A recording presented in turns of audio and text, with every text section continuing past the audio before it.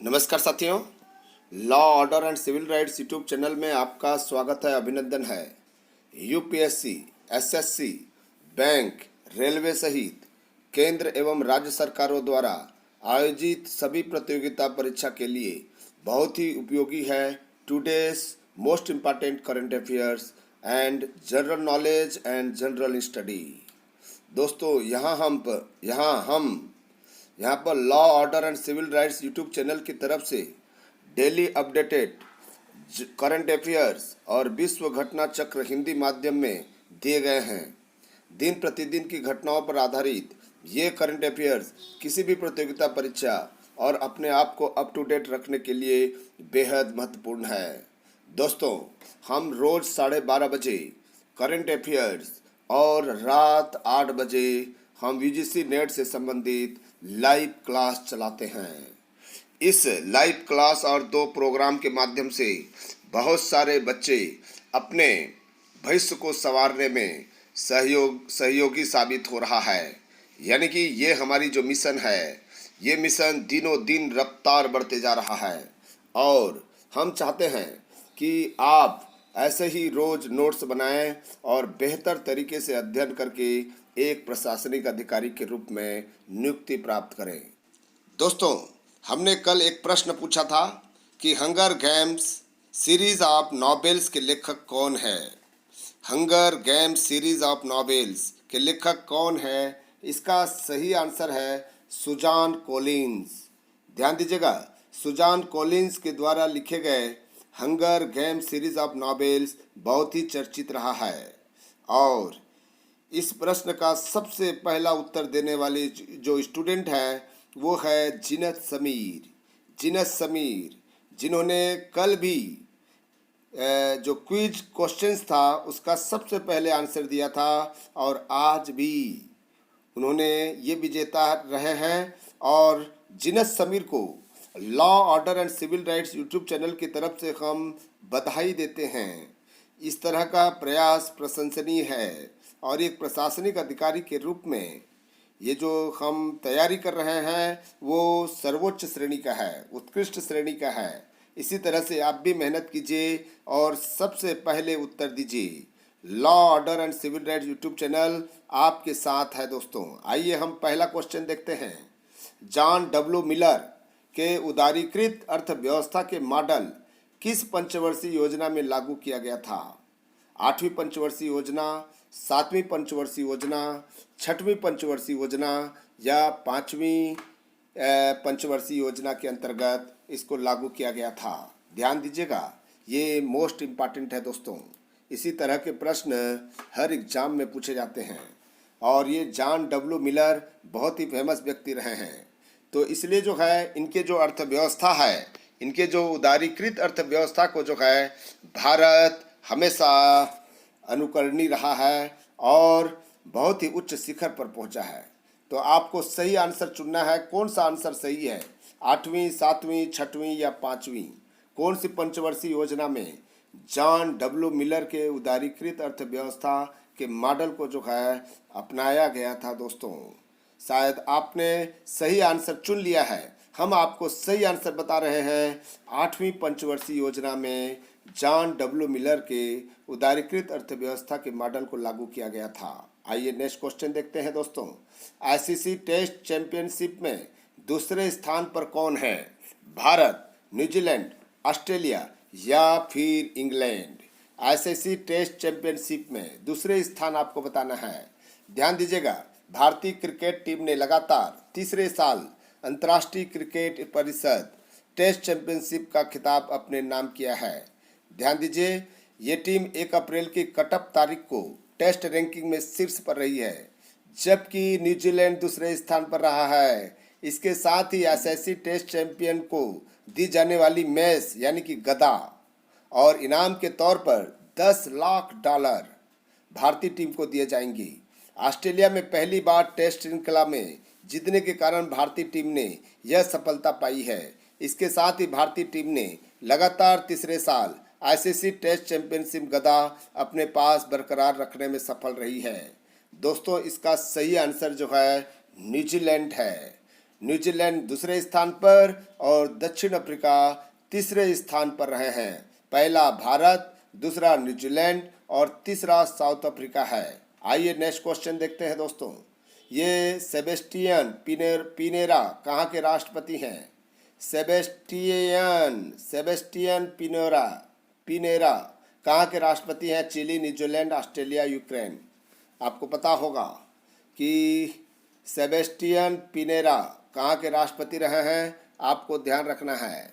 ये क्वेश्चन पूछा जा सकता है चूँकि भारत और इनके बीच खनन, संस्कृति और दिव्यांग जनों से संबंधित 3 समझौते किए हैं। किसके बीच? भारत और चिली के बीच। ध्यान दीजिएगा, ये समझौते चिली की यात्रा पर गए राष्ट्रपति रामनाथ कोविंद और चिली के राष्ट्रपति सेबेस्टियन पिनेरा के साथ वार्ता शिष्टमंडल स्तर की वार्ता के बाद हुए हैं।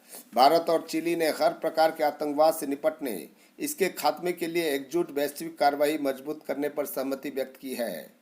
ध्यान दीजिएगा, राष्ट्रपति ने चिली की कंपनियों को खनन, अधोसंरचना, रक्षा, खाद्य प्रसंस्करण के क्षेत्र में निवेश करने के लिए भारत आमंत्रित किया है।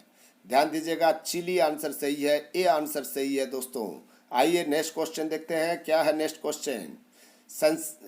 सेंसेक्स की शुरुआत कब हुई थी? सेंसेक्स की शुरुआत कब हुई थी? 1 जनवरी 1980, 1 जनवरी 1985, 1 जनवरी 1986 या 1 जनवरी 1990? क्या आंसर सही है दोस्तों? आपको बताना है। सही आंसर आपको बताना है। क्या आंसर सही होना चाहिए? आप बताइए इसका सही आंसर। सेंसेक्स की शुरुआत जो पता है आपको, जो है किस में इसका उपयोग किया जाता है आपको पता होगा। सेंसेक्स ने 39,000 अंक का स्तर पार किया है। 1 अप्रैल 2019 को बॉम्बे स्टॉक एक्सचेंज के सेंसेक्स ने 39,000 के नए स्तर को छुआ है। यह सेंसेक्स का उच्च स्तर है। पिछले वित्त वर्ष BCE सूचकांक में 17.30% की वृद्धि हुई थी। ध्यान रखिएगा, सबसे पुराना जो है बॉम्बे स्टॉक एक्सचेंज है, जो एशिया का सबसे पुराना स्टॉक एक्सचेंज कहा जाता है। 1875 में की गई थी। लेकिन सेंसेक्स की शुरुआत जो है 1 जनवरी 1986 को किया गया था। 1986, ध्यान दीजिएगा, 1 जनवरी 1986 को हुई थी। आइए नेक्स्ट क्वेश्चन देखते हैं। प्रोजेक्ट कौटिल्य किससे संबंधित है? प्रोजेक्ट कौटिल्य किससे संबंधित है? वित्तीय मामले, प्रशासनिक मामले, सैटेलाइट या ऊर्जा संरक्षण? ध्यान दीजिएगा, ये आपको पता होना चाहिए। अभी जो एमीसैट जिसको मैग्नेटिक इंटेलिजेंस सैटेलाइट कहते हैं, लॉन्च किया है। इससे भारत की रक्षा क्षमता में वृद्धि हुई है। ये सैटेलाइट को पृथ्वी के निम्न कक्षा में लगभग 700 किलोमीटर ऊंचाई पर स्थापित किया गया है। यह कम ऊर्जा वाले रडार में सिग्नल को भी पकड़ सकता है। ध्यान दीजिएगा, इस सैटेलाइट का विकास प्रोजेक्ट कौटिल्य के तहत किया गया है दोस्तों।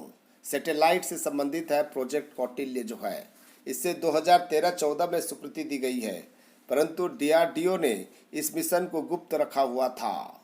ध्यान दीजिएगा, यहाँ पर जो है हमारे जो भारतीय रक्षा बलों को यह पता चल सकेगा कि सीमा की दूसरी तरफ किस प्रकार के रडार लगे हुए हैं, और उस सैटेलाइट से दुश्मन देश के रडार तथा भारतीय परिसंपत्ति के बीच की दूरी का पता भी लगाया जा सकता है।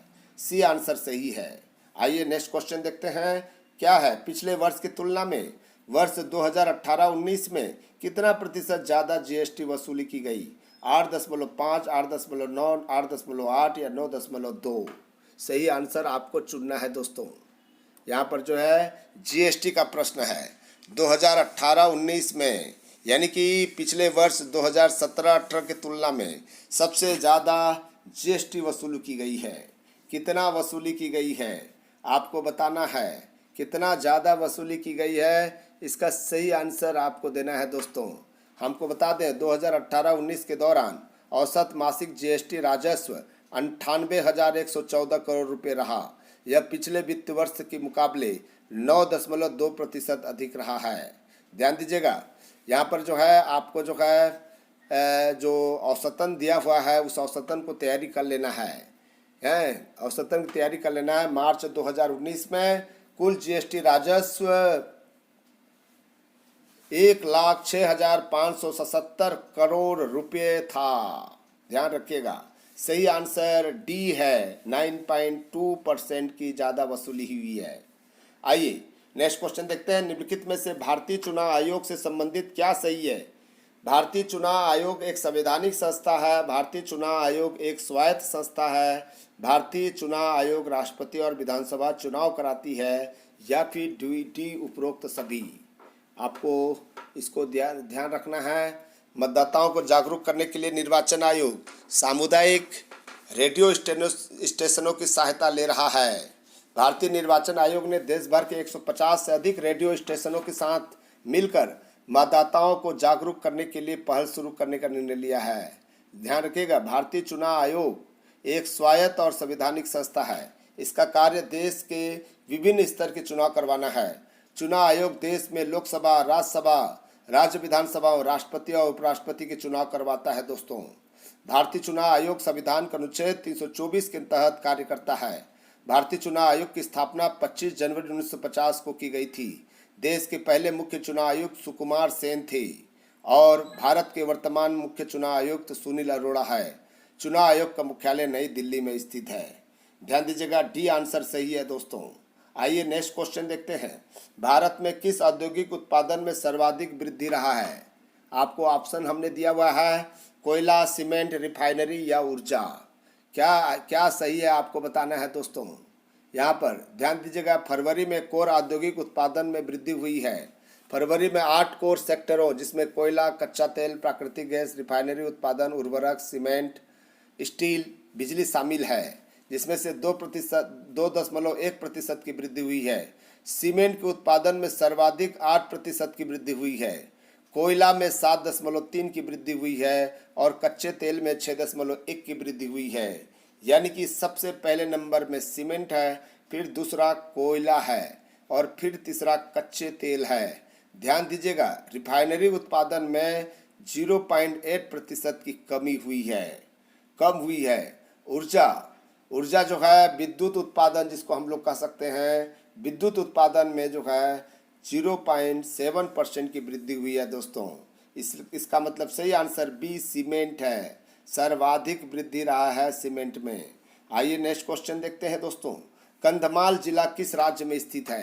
कंधमाल जिला नाम सुने होंगे, कंधमाल, ठीक है। जिस राज्य के हैं वो, जिस राज्य से आप हैं उसके बारे में जानते होंगे, झारखंड, ओडिशा, गुजरात या पश्चिम बंगाल। ध्यान दीजिएगा, यहाँ पर जो है अभी हाल ही में कंधमाल हल्दी को जो है जीआई टैग मिला हुआ है। जीआई टैग मिला हुआ है। दोस्तों, Kandhamal apex spices association for marketing द्वारा प्रयास किया गया है। इसके पंजीकरण आवेदन की वस्तु भौगोलिक संकेत है, यहाँ पर 1919 के सेक्शन 13 के सब सेक्शन के तहत स्वीकृत किया गया है। कंधमाल हल्दी स्वास्थ्य के लिए काफ़ी उपयोगी मानी जाती है। यह कंधमाल के जनजातीय लोगों के प्रमुख नकदी फसल है। घरेलू के अलावा इस हल्दी का उपयोग सौंदर्य उत्पादनों, औषधि कार्यों के लिए भी किया जाता है। ध्यान दीजिएगा, कंधमाल जिला जो है आदिवासी एरिया है और वो उड़ीसा में स्थित है। दोस्तों, उड़ीसा में कंधमाल जो जनजाति क्षेत्र हैं वो बहुत ही फेमस है। ये सही आंसर बी उड़ीसा है। दोस्तों, आइए नेक्स्ट क्वेश्चन देखते हैं। दोस्तों, नेक्स्ट क्वेश्चन है, अंतर्राष्ट्रीय सोलर गठबंधन भारत किस देश के साथ किया है? चीन, बांग्लादेश, जर्मनी या फ्रांस? आपको सही आंसर चुनना है, किसके साथ में किया हुआ है। दोस्तों, अंतर्राष्ट्रीय सोलर गठबंधन भारत किस देश के साथ में किया है? चीन, बांग्लादेश, जर्मनी या फ्रांस? सही आंसर आपको देना है। क्या आंसर सही होना चाहिए आपको बताना है। दोस्तों, क्या आंसर सही होना चाहिए? अंतर्राष्ट्रीय सोलर गठबंधन की शुरुआत भारत और फ्रांस ने मिलकर नवंबर 2015 में COP 21 संयुक्त राष्ट्र जलवायु परिवर्तन सम्मेलन के दौरान की थी। इसका फ्रेमवर्क समझौता दिसंबर 2017 में लागू हुआ।